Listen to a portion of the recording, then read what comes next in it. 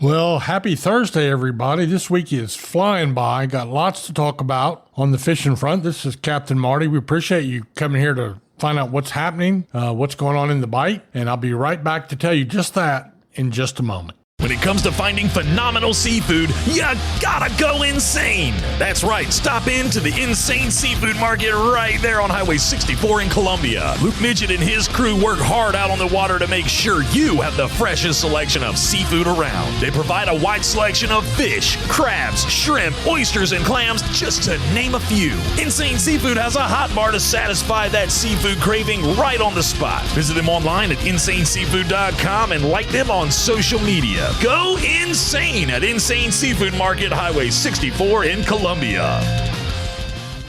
Red Drum Tackle in Buxton is the oldest complete tackle shop at Cape Hatteras. And being the closest tackle shop to Cape Point, Red Drum Tackle has been welcoming fishermen to Hatteras Island with a wide selection of bait and tackle, skilled custom rod builds, rod and reel repair, expert knowledge and information since 1974. Red Drum Tackle knows how, when, and where to fish. To acquire this fishing brain power, visit them online at reddrumtackle.com. Red Drum Tackle, the oldest complete tackle shop at Cape Hatteras and the closest to Cape Point in Buxton.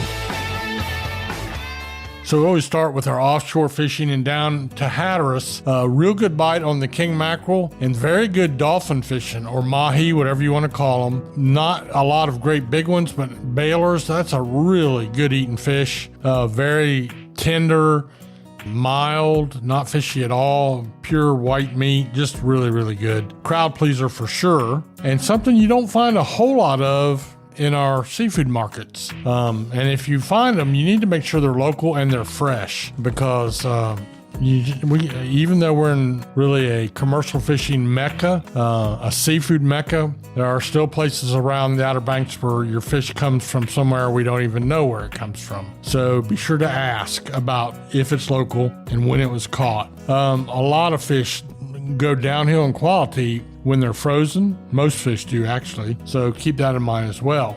They also, down in Hatteras, I did not hear of a blue marlin yesterday. They've been having a pretty good blue marlin bite, but they got a cobia bite. Not only do they have a cobia bite outside in the ocean, they also are catching some red drum in the inlet, outside the inlet, back in the sound. And then on the sound side of things, are catching some black drum as well. And we also have these bluefish that are now all over our fishing report areas, from back in the Pamlico Sound down to Ocracoke, along the surf. Well, we'll get into more of that in just a moment. For the Oregon Inlet Fleet, very good yellowfin tuna fishing. Second day in a row of limits for a lot of boats. A limit is roughly 18 yellowfin tuna. You do the math, if they're 40 or 50 pounds, it adds up quickly. And you do need, if you go on those trips, you need to have a plan for how you're going to have your fish processed and cleaned. And you need to learn as much as you can, because I have seen many a catch of yellowfins loined out with the bloodlines in them, and people carry them back to Ohio, and they're not fit to eat, especially if you freeze them. So there is a way of cutting out the bloodlines,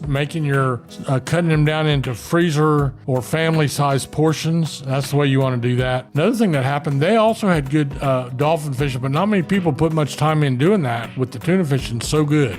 They did have a few big eye tuna. Now, big eye is probably the rarest of our four tunas: bluefin, big eye, yellowfin, blackfin. The big eyes are really good to eat, and they literally have big eyes because they're very sensitive to sunlight. So on an overcast day, you're liable to catch more this time of year. And they hang on a small canyon called the 630 hole. It just seems to be where they like to hang out. So there were several of them in the 100 to 135 pound range today. And the Oregon Inlet Fleet inshore also had very good cobia fishing, just in time for the big cobia tournament this weekend. And don't forget, before we leave, what's going on in the ocean, starting next Wednesday, the Hatteras Village Offshore Open will be going on. I'll be down there bringing you updates from that, doing the scoring, hanging out with my old buddies.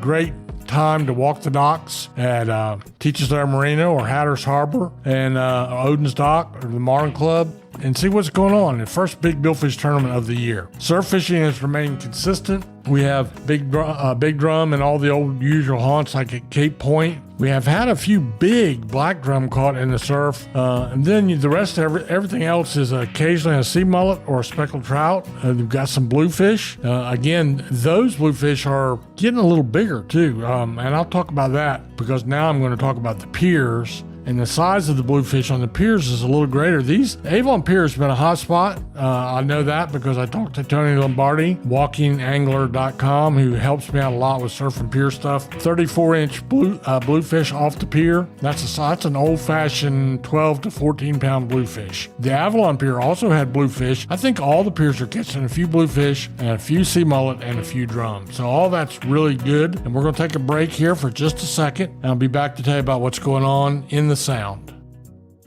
Ahoy there, folks. Captain Edward Lee here, and I want to invite you aboard the Miss Oregon Inlet 2. She's a modern 60-foot headboat outfitted with the latest top-quality safety and fishing equipment. We make 3 trips per day out of the world-famous Oregon Inlet Fishing Center. Visit MissOregonInlet.com or call us today at 252-251-4314. So ditch the beach for a bit and set sail with the Miss Oregon Inlet 2.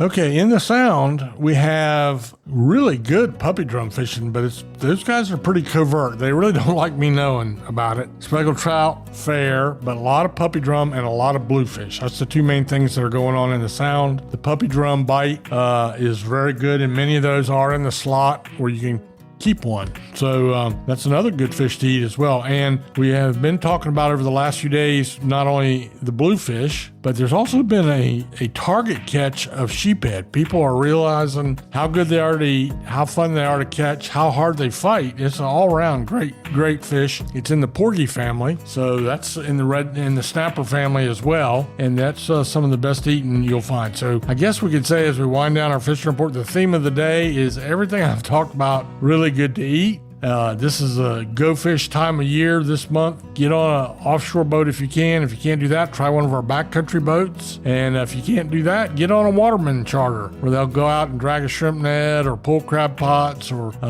maybe you would enjoy going on a backcountry boat as well, where just a captain, 2 or 3 people spinning tackle, and you go out in the Sound and fish for these puppy drum and speckled trout. So that is what I have for you in today's fishing report. We'll be back tomorrow with the weekend outlook. Thanks for stopping by, and have a great day.